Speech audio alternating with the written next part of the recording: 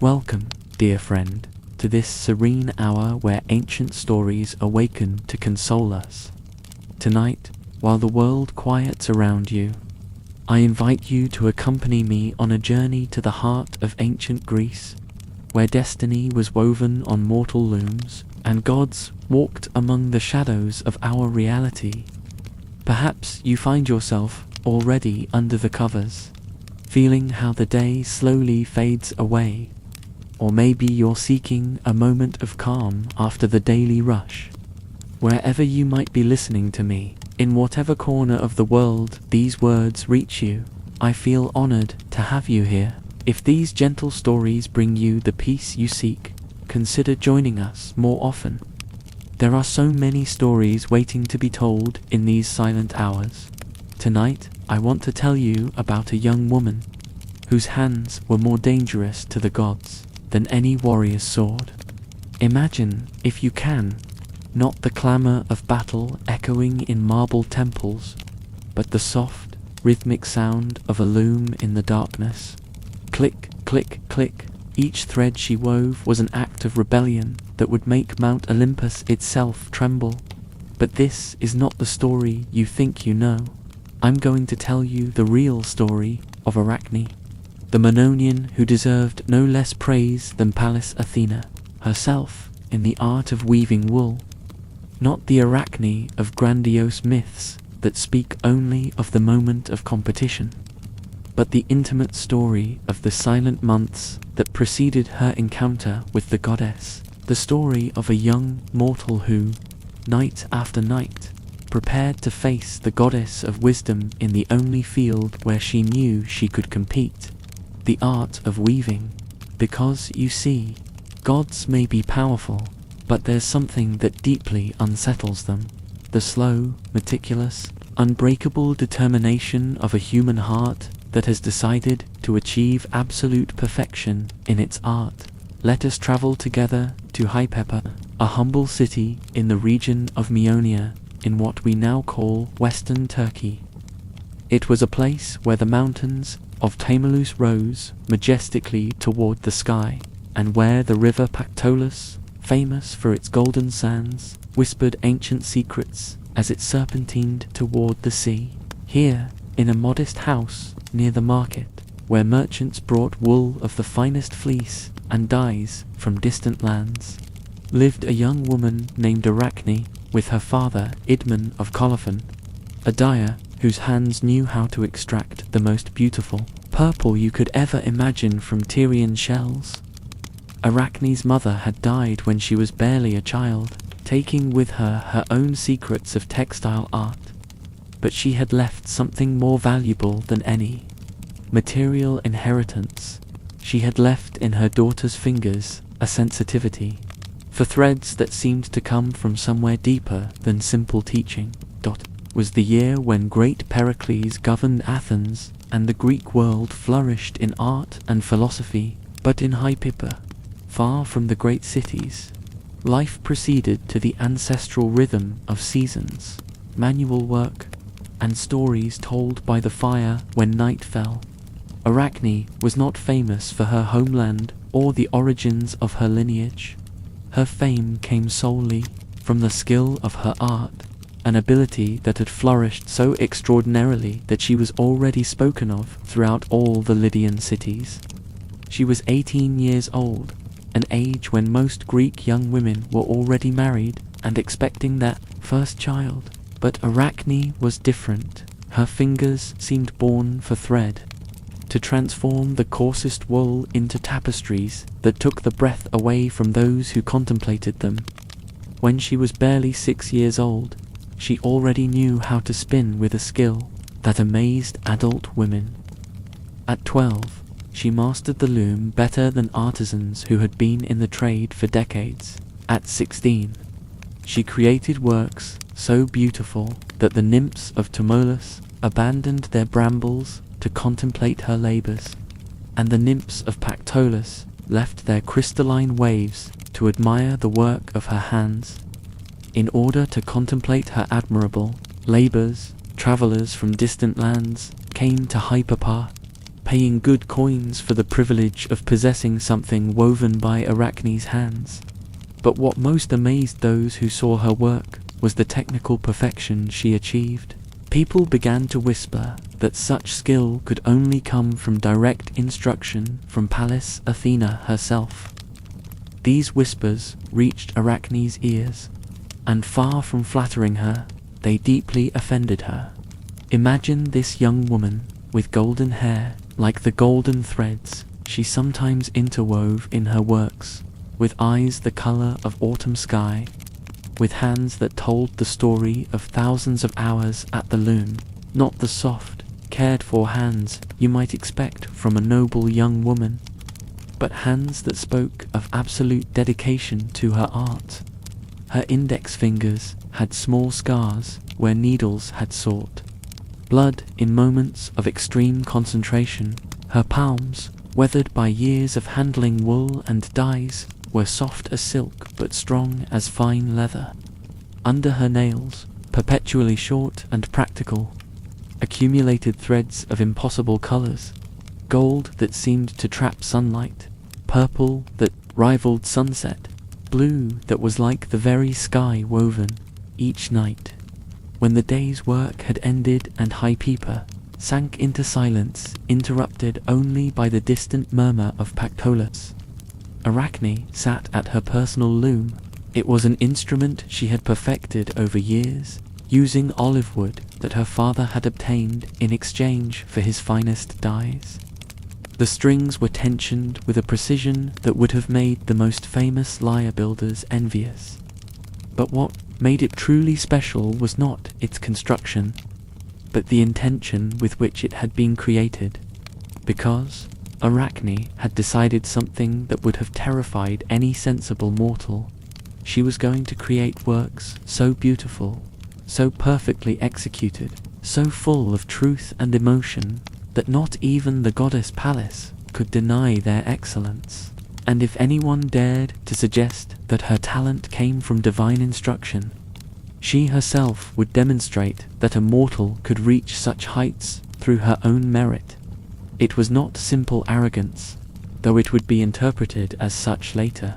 It was something much deeper and more dangerous. It was the fierce pride of one who has dedicated every fiber of her being to perfecting an art and refuses to allow others to attribute her achievement to external influences. If Pallas herself wished to compete with me, Arachne had declared one afternoon in the market, when some merchants were admiring a tunic she had finished that morning, I would refuse nothing if she defeated me. The words had left her lips with the force of a formal declaration, and those who heard them felt a chill they couldn't explain. It was as if they had witnessed the moment when destiny changes course, when a human declaration challenges the order established by the gods. That night, Arachne returned home with a strange sensation in her chest. Her father, Idman, noticed her silence during dinner, but respected her need for introspection. He knew his daughter well enough to know that when she had that thoughtful expression, it was better to let her process her thoughts in peace. During the days that followed her declaration, Arachne worked with an intensity that bordered on obsession. It's not that she wasn't dedicated before, but now there was a different urgency in her work, as if she were preparing for something whose exact nature she didn't completely understand. She began to experiment with new techniques, to mix threads in ways she had never tried before. She worked with threads of Tyrian purple that her father provided her, the most expensive and valued dye in the ancient world, reserved for royalty and gods. But she also interwove flexible gold threads that she had obtained from Phoenician merchants, creating effects that seemed to capture and reflect sunlight even in darkness. Her new works began to attract even more attention. The nymphs of Temulus and Pactolus came more frequently, and sometimes they could be seen whispering among themselves with expressions that mixed admiration and concern. Merchants who came from distant cities spoke of Arachne's tapestries in terms generally reserved to describe temple treasures, but it was the Mygdonian women, known for their own skill in weaving, who brought the most disturbing news. One afternoon, one of them approached Arachne while she worked in the market and, with a low and worried voice, said to her, "Child, be careful with your words. I have heard rumors that a certain goddess has noticed your confidence. It is not wise to attract divine attention with such bold declarations." Arachne raised her eyes from her work, and in her eyes there was a light that the Mygdonian woman had not seen before, a mixture of determination and something that seemed dangerously close to defiance. "If my art attracts divine attention," Arachne responded with a firm voice, "then perhaps it is time to demonstrate whether that attention is justified." The Mygdonian woman walked away shaking her head, murmuring protective prayers. But Arachne was no longer listening to her. She was looking at her hands, seeing in them not only the tools of her art, but the weapons with which she would face any challenge that might come. That night, when she returned home, she found an old woman waiting for her by her door.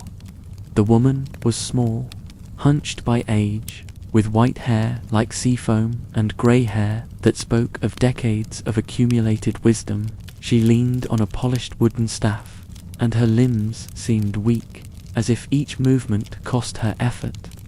But there was something in her eyes, of a deep grey like the sea before a storm, that made Arachne feel a strange unease.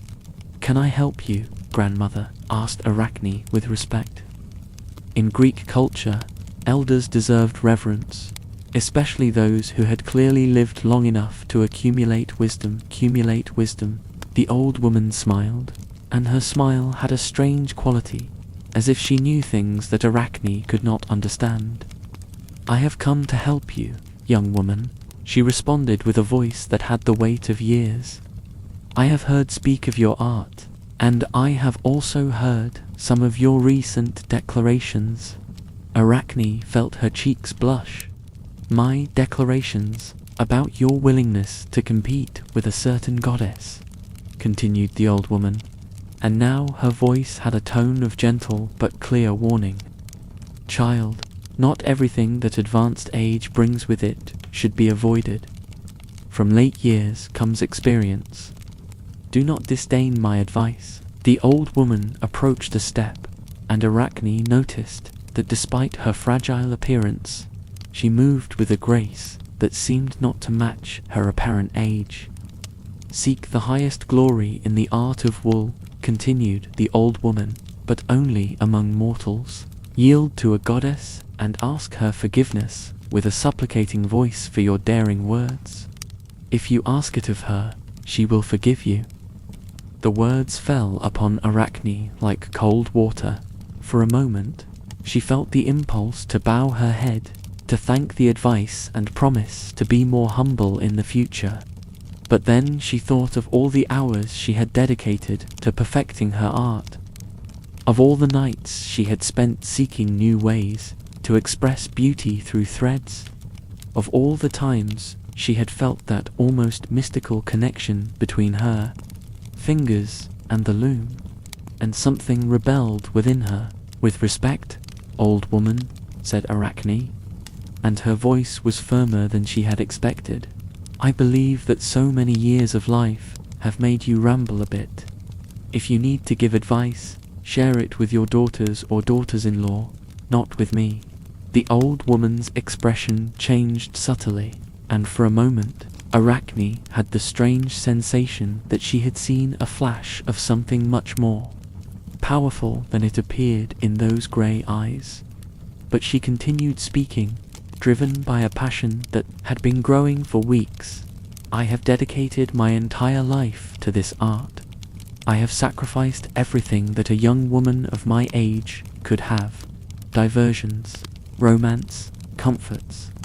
I have chosen the difficult path of perfection, and I will not allow anyone, neither mortal nor immortal, to belittle what I have achieved through my own effort."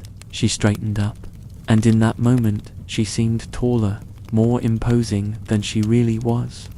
Why doesn't Pallas come in person? Why does she avoid this contest against me? If she truly is the goddess of manual arts, let her demonstrate her superiority.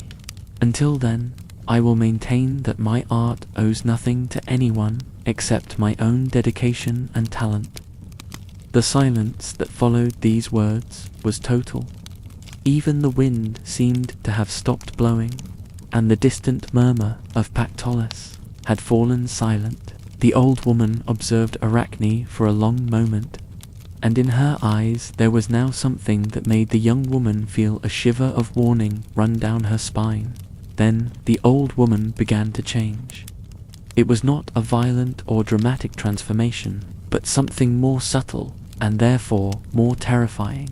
Her back gradually straightened, her weak limbs regained strength, and her white hair began to shine with a silver light that came from no visible source.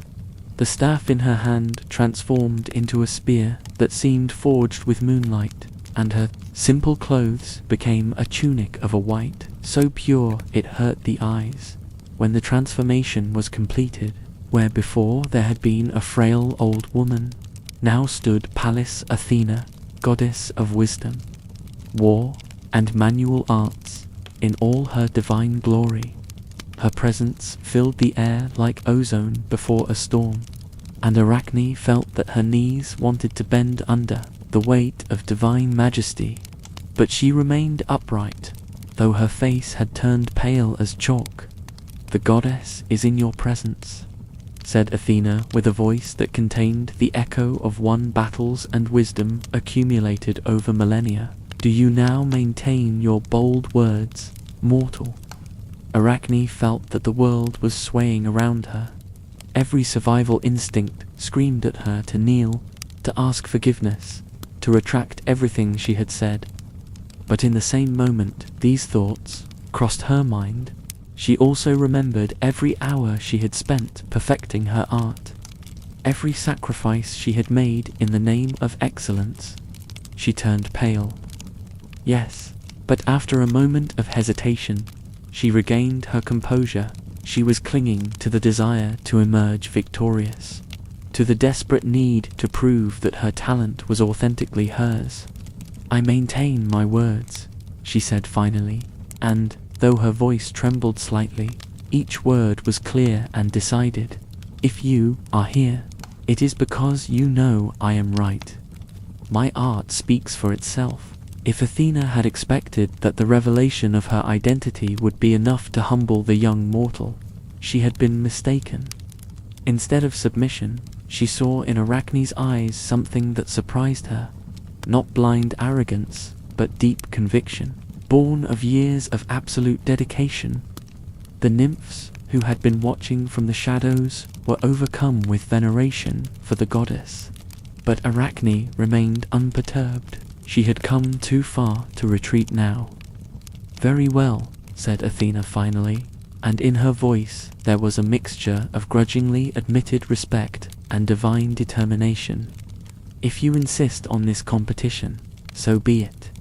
But understand that there is no turning back once we begin." "I desire no turning back," responded Arachne. "I only desire that the truth be recognized." Immediately they placed themselves face to face.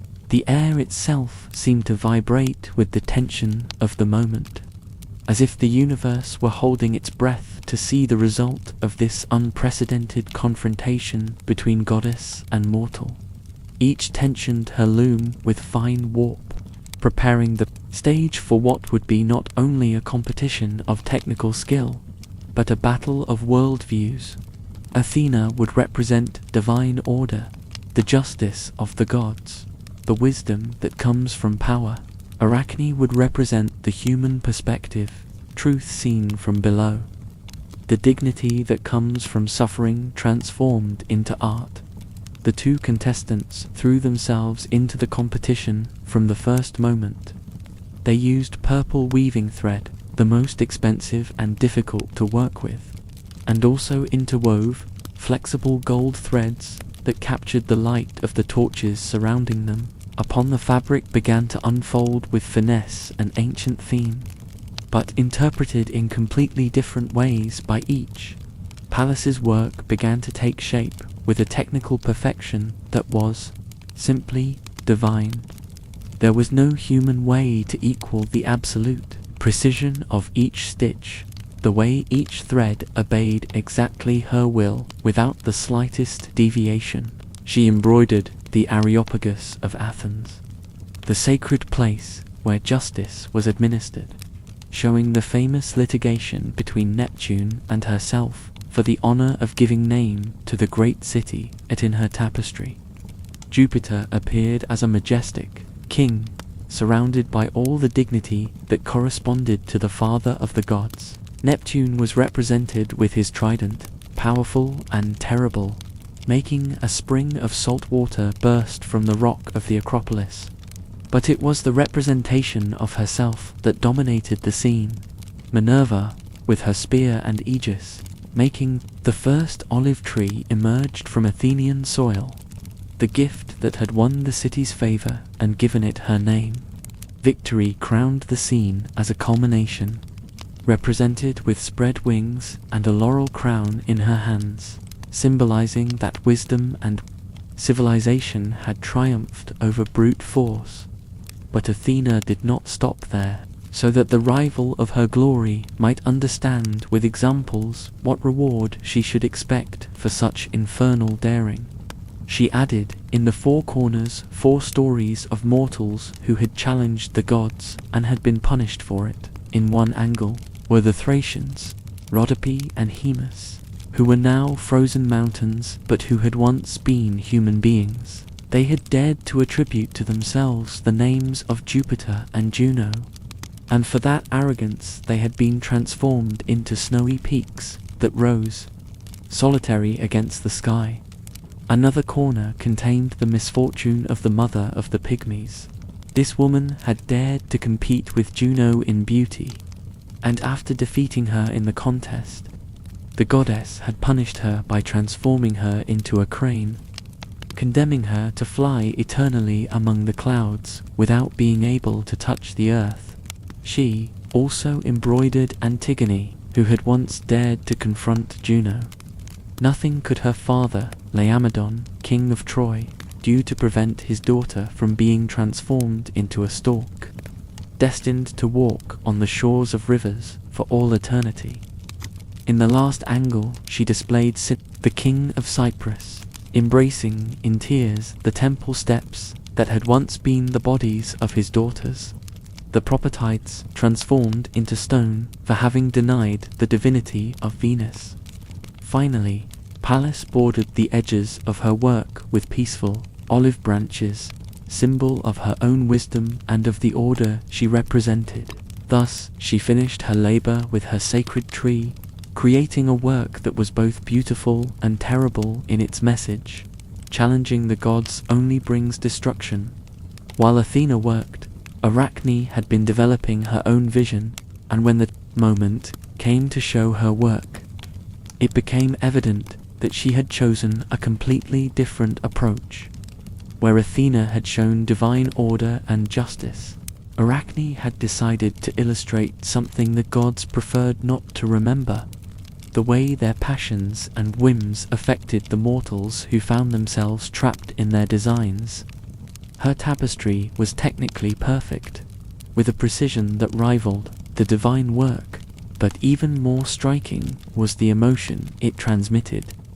Each figure was not just a representation, but a testimony of human suffering. She began illustrating Jupiter's love affairs, but not as celebrations of divine power, but as human tragedies seen from the perspective of the victims.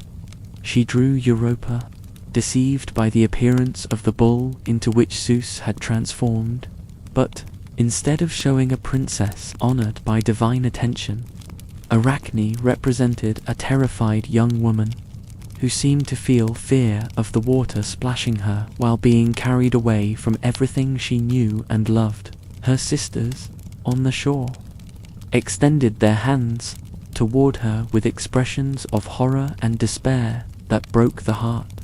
She also represented Asteria, who was held by an aggressive eagle while desperately trying to escape, and Leda, not reclining complacently under the swan's wings, but clearly subdued against her will by a force she could not resist.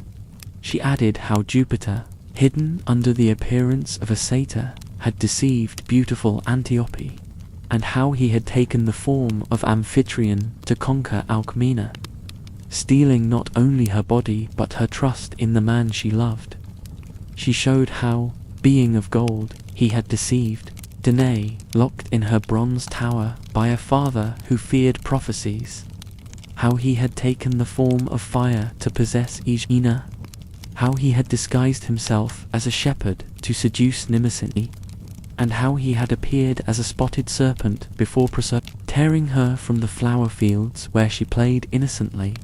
But Arachne did not limit herself to Jupiter. She also represented Neptune's love affairs, showing how the sea god had transformed into a fierce bull to deceive Tyro, how he had taken the form of Enipeus to seduce Iphimedia, and how, as a ram, he had deceived Theophany.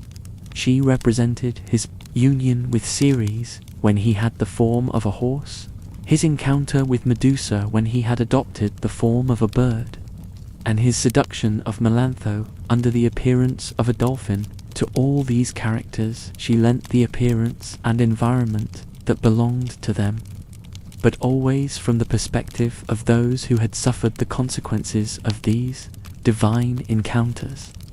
She also embroidered Phoebus with the aspect of a hawk when he had taken Marpessa, with the aspect of a lion when he had pursued Cyrene, and how, disguised as a shepherd, he had deceived the Macaride.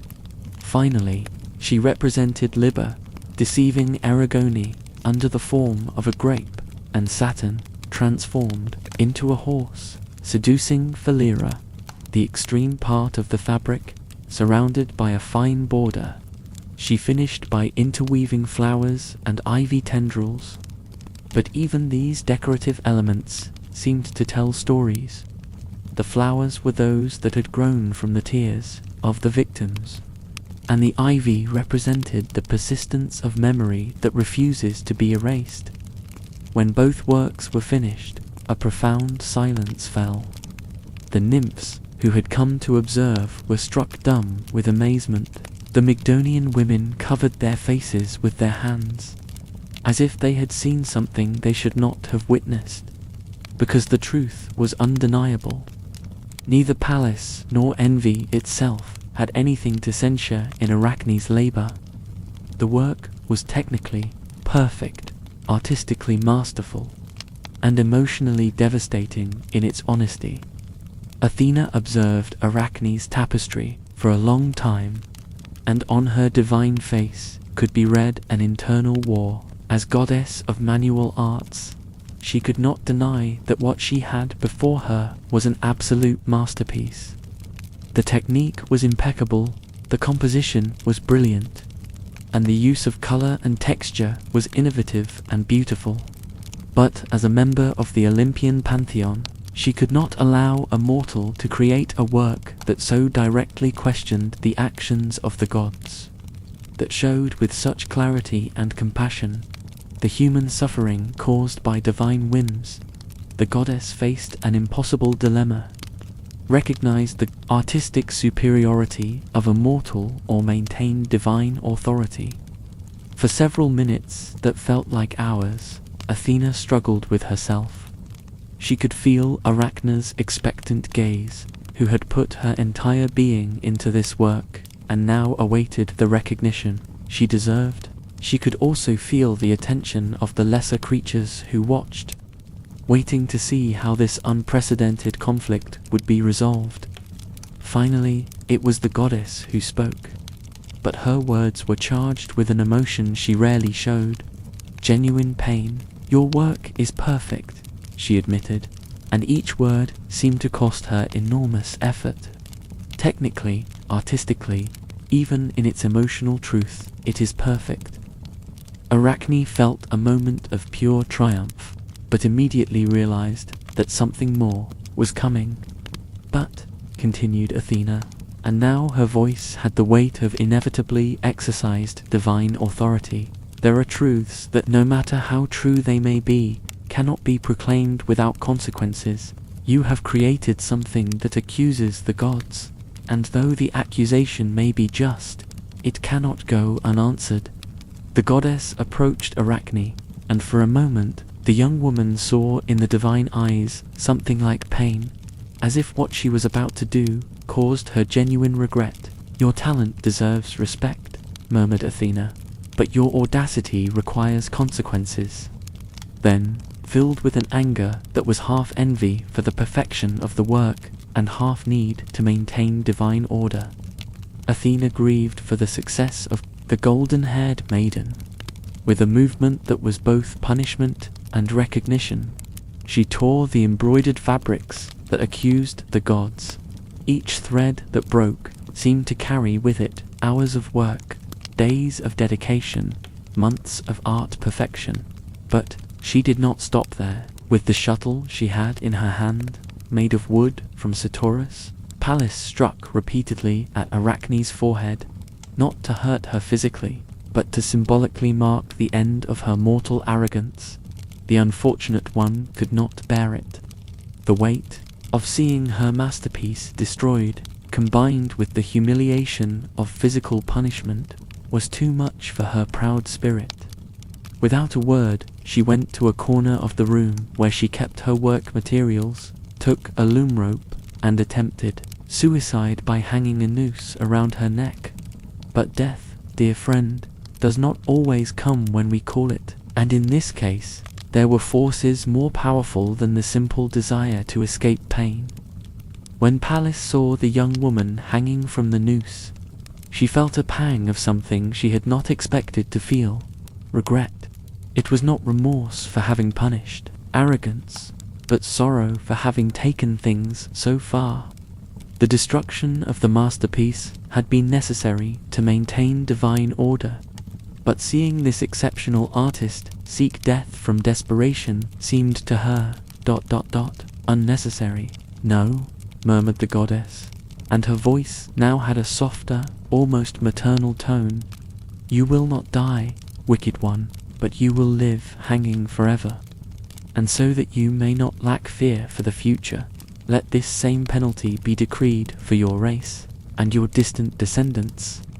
With these words, Athena approached the figure that swayed gently in the air, and began to sprinkle her with juices of herbs she had invoked from the secret gardens of Olympus. They were not mortal herbs, but plants that grew in places where magic and nature met, where transformations were possible and the limits between one form of life and another became malleable. The moment these juices touched Arachne's body, her hair detached completely, falling in golden locks to the ground, as if it was silk unraveling. It was beautiful and terrible at once, to see how those hairs that had shone under sunlight while she worked now separated from her head as if they had never belonged to her. Along with her hair, her nose and ears also disappeared. Her features, which had been delicate and expressive, blurred as if they were made of wax slowly melting. But it was not destructive melting, but a transformation that followed a specific pattern, as if she were being remade according to a different design. Her head became very small, smaller than a child's, compact and round. The rest of her body shrank proportionally, but unevenly. Her torso became thinner, while her abdomen expanded, becoming globular and smooth. Her arms and legs lengthened, becoming thinner but also stronger, as if they were strands of living silk. Throughout the transformation, Arachne maintained consciousness. She could feel every change in her body, every alteration in her physical structure. But the most extraordinary thing was that, far from feeling horror, she experienced a strange sensation of liberation, as if she were finally reaching the form she had always been destined to have. Her fingers, which had been her pride and main tool, transformed into something even more specialized.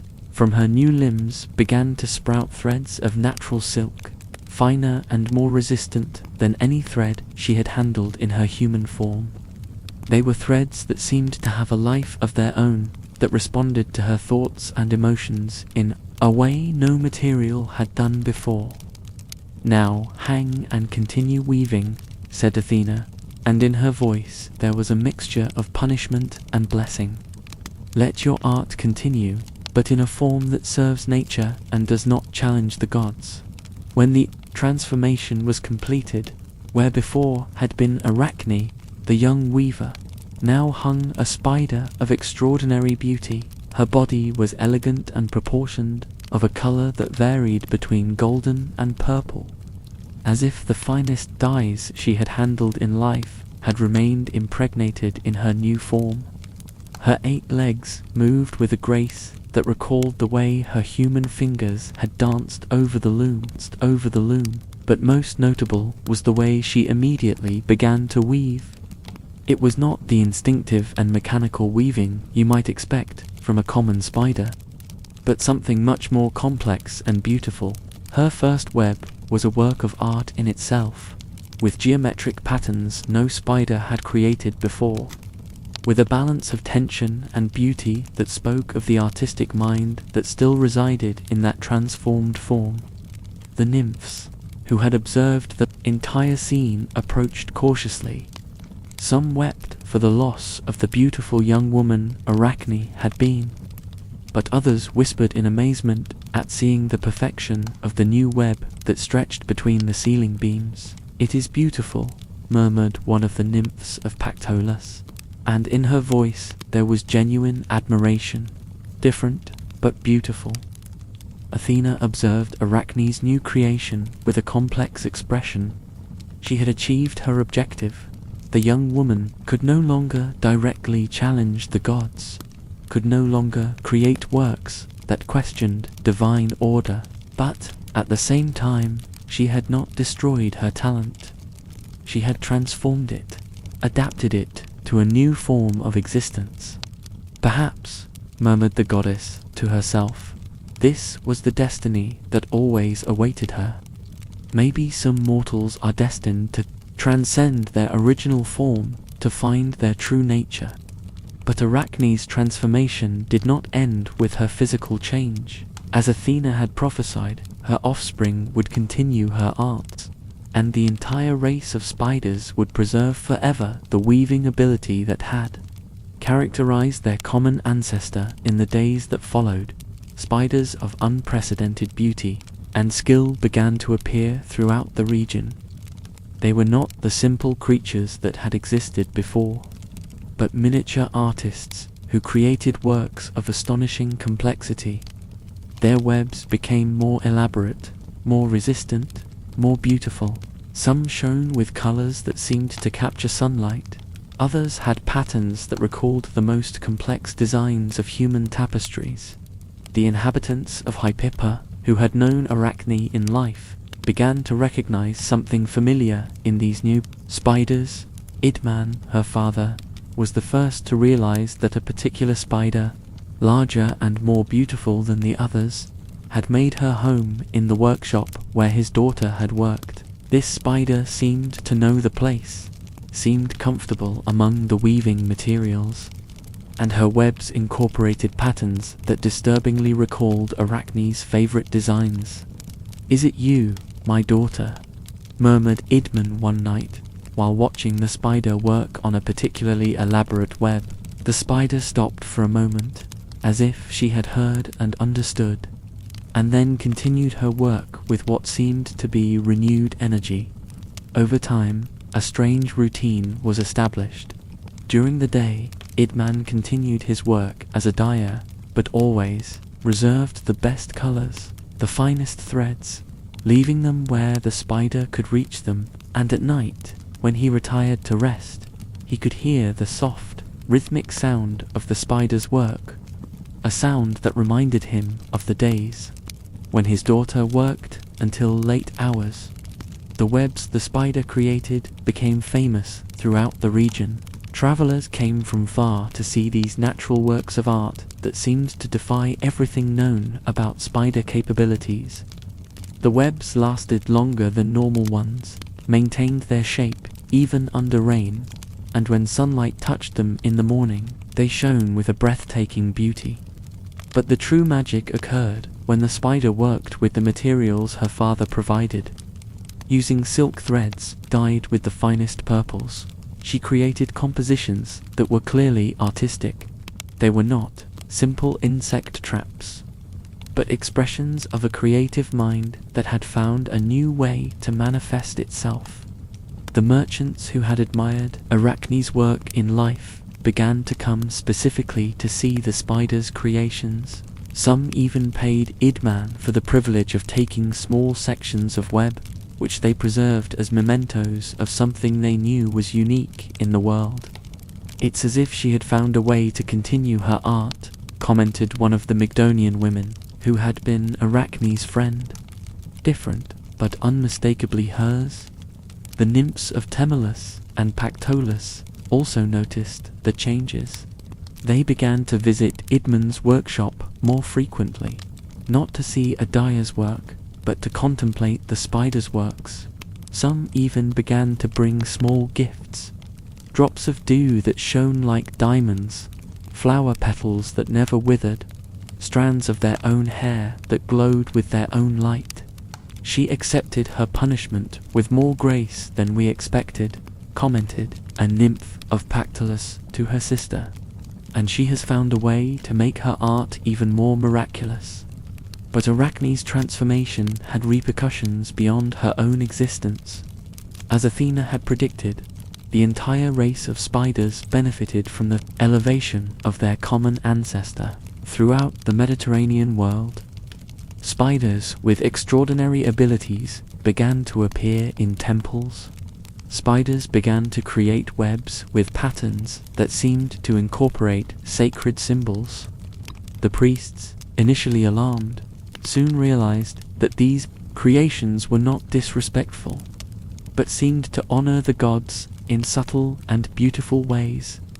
In artists' houses, spiders began to create webs that complemented human works. Painters found that the webs in their studios had patterns that enhanced the composition of their paintings. Sculptors discovered that spiders created structures that perfectly framed their works. In gardens, spiders began to weave among plants in ways that created surprising visual effects. Their webs captured sunlight and reflected it in patterns that transformed ordinary gardens into magical spaces. Philosophers began to debate the meaning of this transformation. Some argued that it represented the triumph of divine justice over human arrogance. Others maintained that it demonstrated the gods' capacity to transform punishment into blessing. But perhaps the deepest interpretation came from an elderly poet who had known Arachne in life. "I believe," he said during a meeting in the agora of a nearby city, "that what we witnessed was not a punishment, but a liberation." Arachne was always more than human in her art. Her transformation simply allowed her to express her true nature. This idea resonated especially among other artists, who began to see in Arachne's story not a warning about arrogance, but a promise that true art finds a way to persist, even under the most difficult circumstances. The generations that followed developed a special respect for spiders. Instead of seeing them as bothersome creatures, they considered them miniature artists, heirs to a tradition that connected the natural world with human art. It became common for weavers to keep spiders in their workshops, not only to control other insects, but because they believed that the presence of these descendants of Arachne brought them inspiration and good fortune in Hype. Idman's workshop became a place of pilgrimage for artists from throughout the Mediterranean world. They came not only to see the creations of the spider that had been Arachne, but to learn from the transformation experience that had taken place there. Edmon, who had aged considerably during the years following his daughter's transformation, became a kind of guardian of her memory. He told stories about Arachne's dedication, about her years of learning, about the passion she had put into her art, but he also spoke about the peace she had found in her new form. At first, he explained to visitors, "I thought I had lost my daughter forever, but in time I realized that she is more present now than ever. Her art continues, her spirit expresses itself, and she has found a way to exist that connects her with something greater than herself."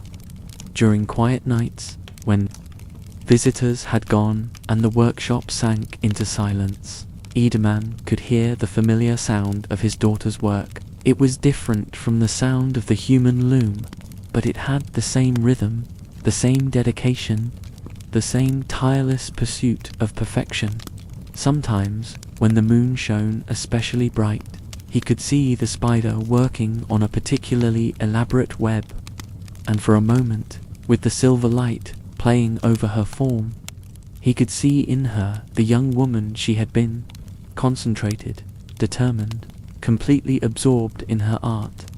"Good night, Arachne," he would whisper before retiring to rest. And the spider, as if she had heard, would pause her work for a moment before continuing. Years passed, and Arachne's story spread throughout the Mediterranean world, but not as the story of an arrogant mortal punished for her audacity, but as the story of an artist who had found a way to transcend the limitations of her original form. Poets began to sing about her, not as an example of what should not be done, but as a symbol of artistic dedication that persists even through the most radical transformations. Bards told how her art had evolved, how she had found new forms of expression, how she had taught an entire species to create beauty in weavers' workshops, the custom developed of leaving small gifts for spiders, drops of dye, strands of fine thread, small crystals that captured light. It was a way of honoring Arachne's memory and recognizing the connection between human and natural art. Children grew up, learning to observe webs with respect and admiration. They were taught to see in each spider a miniature artist, to recognize the complexity and beauty of their creations. It was common for children who showed talent for manual arts to spend time watching spiders work, learning from their patience, their precision, their tireless dedication. In philosophy schools, Arachne's story was used to discuss deep questions about the nature of art, the relationship between mortals and gods, and the meaning of transformation. Some philosophers argued that the story demonstrated that true art transcends physical form, that it can express itself through any medium if intention and skill are present. But perhaps the most beautiful tribute to Arachne came from an unexpected source. Years after her transformation, when her story had already spread throughout the known world, Athena herself visited Idmon's workshop. She did not come in the form of an old woman this time, but as a young woman, dressed in simple but elegant clothes. Idmon, who had aged into a venerable old man, recognized her immediately. There was something in her eyes, in the way she moved, that proclaimed her divine nature. "I have not come to cause trouble," said Athena softly. "I have come to see how she has evolved." Idmon, who had lost his fear of gods through years of living with the consequences of his encounter with one of them, simply nodded toward the corner of the workshop where the spider had built her most elaborate work to date. Athena approached slowly, observing the web with the same attention she had paid to the tapestry she had destroyed years before. What she saw surprised her and, somehow, moved her. The web was a masterpiece in every sense. It incorporated patterns that were clearly artistic, but also functional. It was beautiful, but also practical. It was complex, but also elegant. It was, in short, the perfect expression of an art that had found its purest form. "It is perfect," murmured Athena, and in her voice there was the same tone of reluctant admiration she had used years before. "She has found a way to create art that serves both beauty and function, that honors both nature and creativity." The spider, who had been working quietly, stopped when she heard the goddess's voice. For a moment, the two observed each other, the goddess of wisdom and manual arts, and the mortal who had been transformed into the supreme artist of her new species. "I believe," said Athena finally, "that I made a mistake in interpreting your challenge as simple arrogance. Now I see that it was something deeper. It was the need of a true artist to express her vision, regardless of consequences." She approached closer to the web and extended a finger toward one of the finest threads.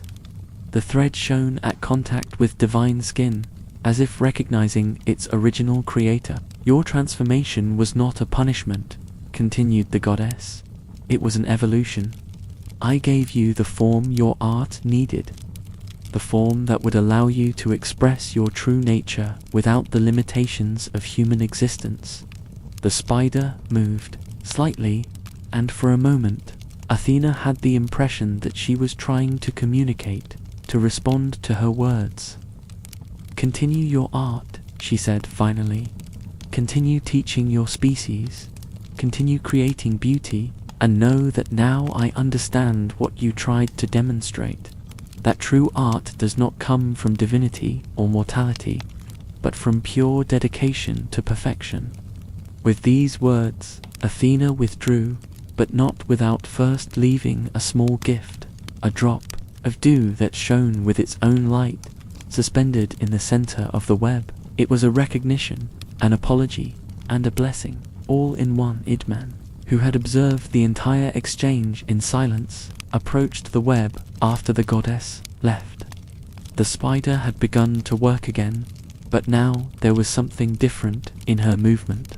She seemed lighter, freer, as if a burden had been lifted from her delicate shoulders. "Now you are at peace," murmured the old man. "Both you and the goddess have found the understanding you sought." That night, the spider created the most beautiful web she had ever made. She incorporated the divine drop of dew into the design, using it as the center of a pattern that seemed to radiate light and harmony. It was a work that celebrated both human creativity and divine wisdom, that recognized both the importance of humility and the value of artistic determination.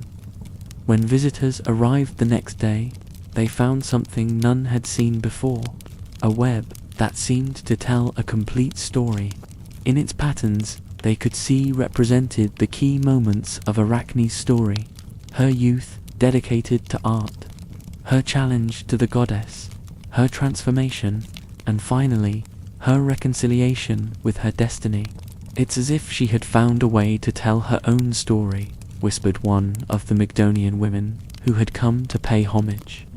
"As if she had found peace with everything that happened." In the years that followed, this story of reconciliation spread as widely as the original story.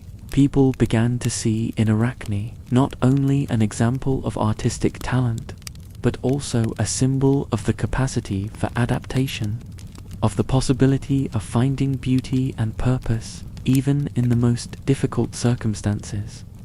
Temples began to honor spiders as sacred creatures, not because they were divine, but because they represented the persistence of the creative spirit.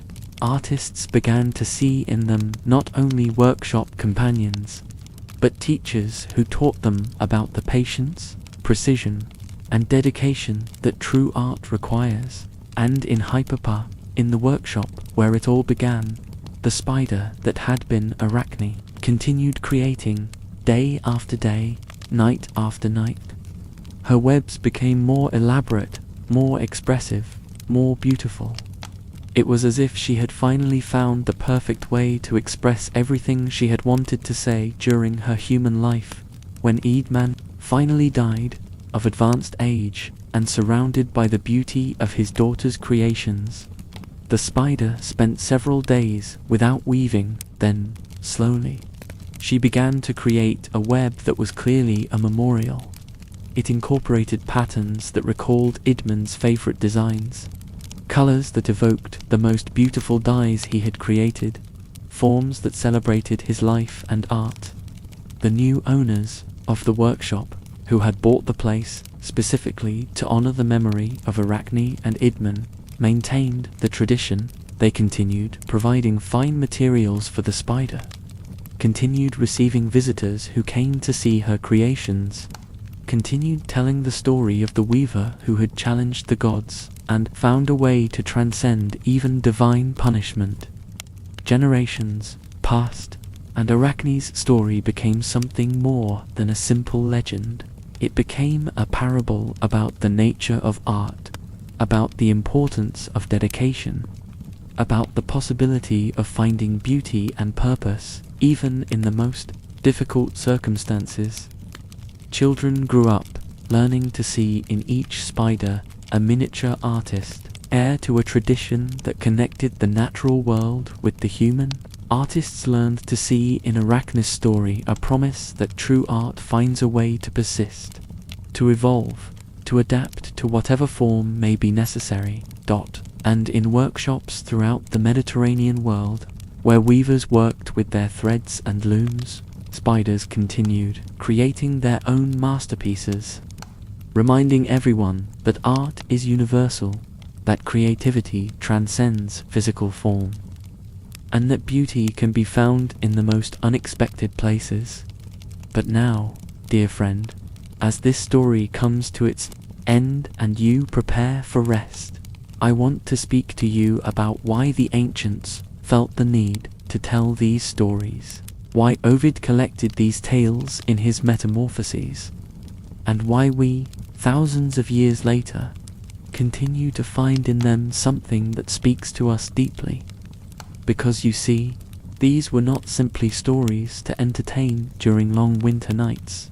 They were mirrors in which our ancestors saw themselves reflected, ways of understanding the forces that operate in the human heart and in the world around us. Arachne's story is not really about a weaver from ancient Greece. It's about something much more universal and eternal. It's about that part of us that refuses to be less than what we can become. Think about it for a moment. How many times in your own life have you felt that same burning passion that consumed Arachne, that irresistible impulse to perfect something, to achieve an excellence that others consider impossible or unnecessary? Perhaps it has been in your work, in a skill you have cultivated, in a relationship you have cared for with almost obsessive dedication, or simply in the way you have tried to understand the world around you. We all carry a bit of Arachne within us. We all have that inner voice that whispers, "I can do this better. I can go further. I will not settle for less than perfection." And like her, we often find ourselves facing forces that seem much more powerful than us. Forces that tell us we are too small, too insignificant, too mortal to aspire to greatness. The gods in our modern lives may not be Athena or Zeus, but they exist. They are the voices that tell us we are not good enough, that we should settle for less, that we should be grateful for what we have and not aspire to more. They are the systems that reduce us to numbers, the institutions that treat us as interchangeable cogs, the social expectations that tell us who we should be instead of who we really are. And Arachne's story teaches us something profound about how to face these forces. It doesn't tell us to be humble and conform. It doesn't preach about the dangers of ambition. Instead, it shows us that even when we face the consequences of our determination, even when we are transformed by the forces we challenge, something essential in us persists. Arachne's metamorphosis is a powerful metaphor for the transformations we all experience in life. Sometimes, the path to becoming who we are truly meant to be requires us to abandon previous forms of existing. Sometimes, what we initially perceive as loss or punishment turns out to be the door to a more authentic expression of our being. How many times have you gone through moments in your life that at the time seemed devastating, but that looking back, you recognize as necessary for your growth? How many times have you discovered that the crises you feared led you exactly where you needed to be? The story also speaks to us about the nature of recognition and validation. Arachne was not seeking fame or wealth. She sought recognition of the truth of her talent, admission that she had achieved something extraordinary through her own merits. In a world where we are constantly told that our achievements are due to luck, circumstances, or forces beyond our control, Arachne's demand that her personal agency be recognized resonates deeply. We all need to know that our efforts matter, that what we create has value, that our dedication means something. It's not vanity, it's a fundamental human need. We need to know that we are more than products of our circumstances, that we have the capacity to create beauty, to generate meaning, to transform the world through our work and vision. But perhaps the deepest lesson of the story is about the nature of human resistance. Arachne represents that indomitable part of the human spirit that refuses to be diminished. Even in the face of apparently omnipotent forces, her story reminds us that human greatness is not in the absence of suffering or transformation, but in our capacity to maintain our essence through any change in our modern lives. This translates into the capacity to maintain our integrity when external pressures push us to compromise our values. It manifests in the determination to continue creating, loving, striving, even when the world seems to conspire against us. It expresses itself in our refusal to be reduced to the worst things that have happened to us, or to the limitations others try to impose on us. The story also teaches us about the evolution of wisdom, both human and divine. Athena, in the end, comes to understand that what she initially perceived as arrogance was actually artistic integrity. This evolution in divine perspective reflects our own process of growth in understanding and compassion. How many times have you misjudged someone's motivations, only to realize later that they were acting from a place of integrity you had failed to see? How many times have you had to reevaluate your understanding of a situation when you gained more perspective? The final reconciliation between Arachne and Athena speaks to us of the possibility that even the deepest conflicts can be resolved when both parties are willing to see beyond their initial positions toward a deeper understanding. These ancient stories persist because they touch something eternal in human experience. They remind us that the struggles we face between ambition and humility, between personal integrity and social expectations, between the desire for recognition and the need for belonging, are not new. Human beings have been navigating these tensions for millennia, and just as Arachne found a way to continue her art even in a completely new form, we too can find ways to express our authentic being, regardless of the transformations life presents us. Perhaps you are going through your own metamorphosis right now. Perhaps you are facing forces that seem to want to change who you are or diminish what you have achieved. Perhaps you are struggling with the feeling that your work, your art, your love is not being recognized or valued as it deserves. So, remember Arachne's story. Remember that true greatness is not measured by the absence of transformation, but by our capacity to maintain the essence of who we are through change. Remember that true art, true love, true integrity will find a way to express themselves, even if it's in ways you never imagined. And remember also that the forces that seem to oppose you may in the end be helping you find your most authentic form of being. The pressures you resist may be forging you into something stronger. The transformations you fear may be leading you toward a purer expression of your true self. This is the wisdom the ancients tried to transmit through these stories, that we are more resilient than we believe, more adaptable than we imagine, and more capable of maintaining our essence through change than we fear. So as you prepare to rest tonight, carry with you this certainty that no matter what transformations await you, no matter what challenges you face, there is something in you that is indestructible, something that will find a way to continue creating beauty, expressing love, seeking truth. Like Arachne in her new form, you too can convert even the most difficult circumstances into material for your art, into occasions for your growth, into opportunities for a deeper expression of who you really are.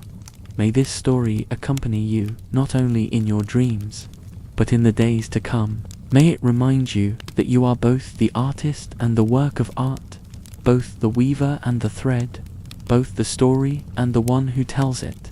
And may you find in your own metamorphoses the same grace and determination that Arachne showed in converting her transformation not into a defeat, but into a new way of creating beauty in the world.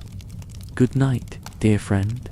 May your dreams weave stories as beautiful and true as those that have survived thousands of years to reach us, reminding us who we are and who we can become.